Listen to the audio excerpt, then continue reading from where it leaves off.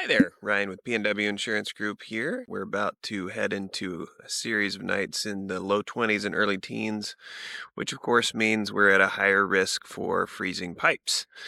So I'm guessing most people know some of the tricks for avoiding freezing pipes, right? You can leave your faucets running a little bit at night just to keep them flowing, and you can put, these handy dandy covers on all of your hose bibs on the outside of the house.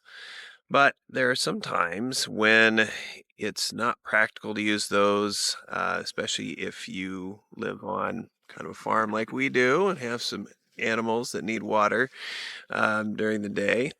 And so there's a really neat feature, a little neat product that I wanted to show you guys that you probably haven't seen before. And we just discovered this ourselves about a year ago.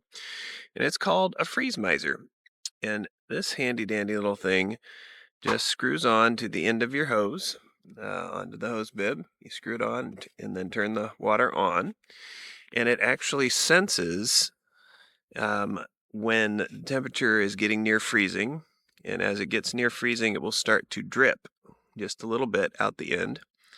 And then as it gets colder and colder, it drips more and more so that no matter how cold it gets, that water is still flowing and that hose never freezes. So this is super handy for us on the farm, but it's also would be really handy for people that maybe if you don't have good insulation into your house and you have had issues with pipes freezing in the past, or if you have an outbuilding that perhaps doesn't have the good insulation at all, like a barn or a shop. So I'll put a little link down below for that freeze miser. It's not that expensive. I think they're like $30. You can get them on Amazon.